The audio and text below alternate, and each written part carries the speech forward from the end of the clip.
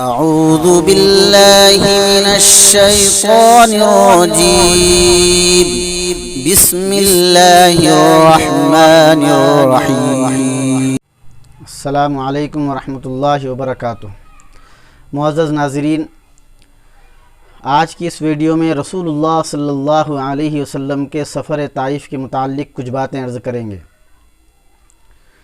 جب مکہ کے اندر مشرکین مکہ نے ظلم و ستم کے پہاڑ توڑ دیے اور آپ صلی اللہ علیہ وسلم اور آپ پر ایمان لانے والے جانثار صحابہ ان کے مظالم کا شکار ہوئے، تو آپ صلی اللہ علیہ وسلم نے یہ ارادہ فرمایا کہ طائف کا سفر کریں، کیونکہ طائف ایک سرسبز اور شاداب علاقہ ہے اور وہاں پر قبیلہ ثقیف آباد تھا، جس کی قبیلہ قریش سے رشتہ داریاں بھی تھی۔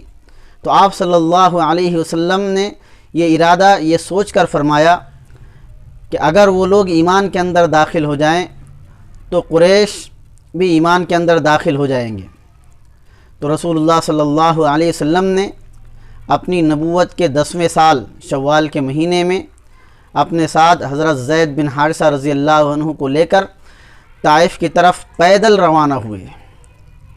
رسول اللہ صلی اللہ علیہ وسلم طائف کے اندر 10 روز قیام فرمایا، اور 10 روز کے قیام میں آپ صلی اللہ علیہ وسلم طائف والوں کے گھروں پر روزانہ دستخط دیتے اور جاتے اور ان کو اللہ کا پیغام سناتے اور اللہ کی طرف دعوت دیتے، لیکن 10 دن کی محنت کا نتیجہ یہ نکلا کہ کوئی بھی ایمان کے اندر داخل نہیں ہوا اور کسی نے بھی اسلام قبول نہیں کیا، بلکہ مخالفت شروع کر دی۔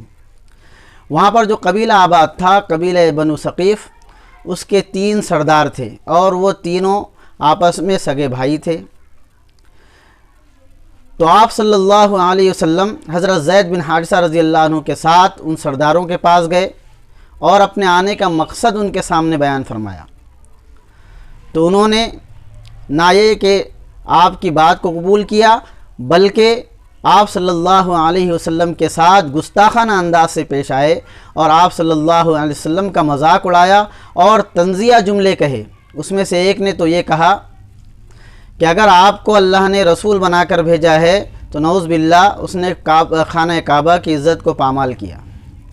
دوسرا کہنے لگا کہ آپ کے سوا اللہ کو کوئی اور انسان رسول بنانے کے لیے ملا ہی نہیں۔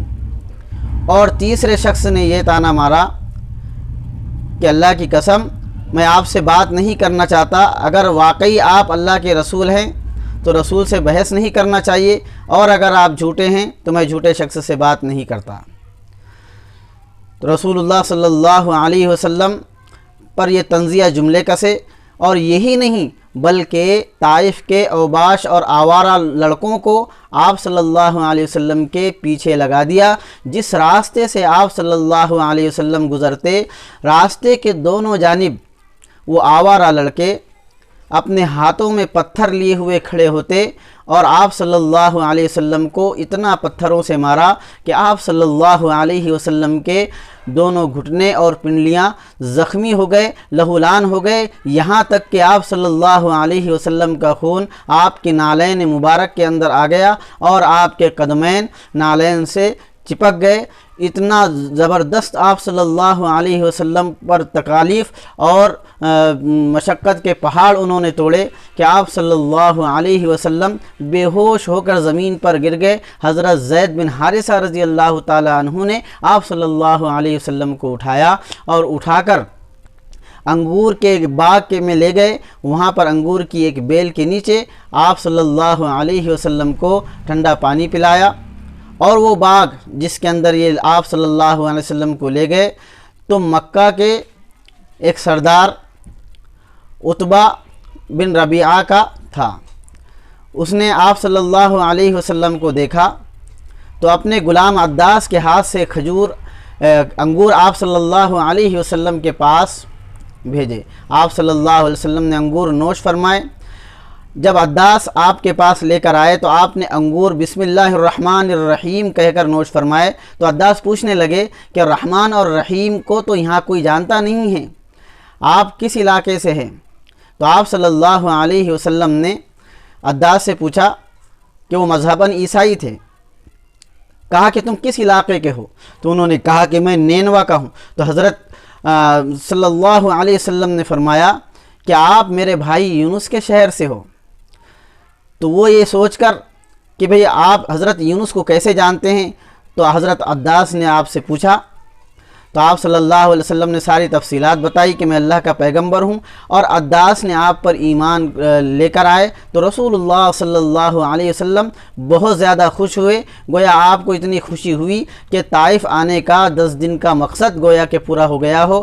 پھر آپ صلی اللہ علیہ وسلم نے جو ہے اللہ کے سامنے آہوزاری کی، مناجات کی، گڑ گڑا کر اس انداز میں دعا کی کہ جس کی وجہ سے اللہ کا عرش بھی کانپ گیا۔ حضرت جبرائیل علیہ السلام ملک الجبال پہاڑ کے فرشتوں کے ساتھ نمودار ہوئے اور فرمایا کہ اللہ رب العزت نے آپ کے جناب اقدس میں سلام پیش کیا ہے اور ملک الجبال کو آپ کے پاس بھیجا ہے، آپ ان کو حکم فرما دیں، اگر آپ یہ کہہ دیں تو یہ دونوں طرف کے پہاڑوں کو آپس میں ملا دیں تاکہ طائف والے جنہوں نے آپ کو تکلیفیں اور مشقتیں پہنچائی ہیں وہ دونوں پہاڑوں کے بیچ میں کچل کر رہ جائیں۔ یہاں پر آپ صلی اللہ علیہ وسلم کا صبر و ضبط کا امتحان تھا اور آپ صلی اللہ علیہ وسلم اس امتحان میں بھی پاس ہو گئے۔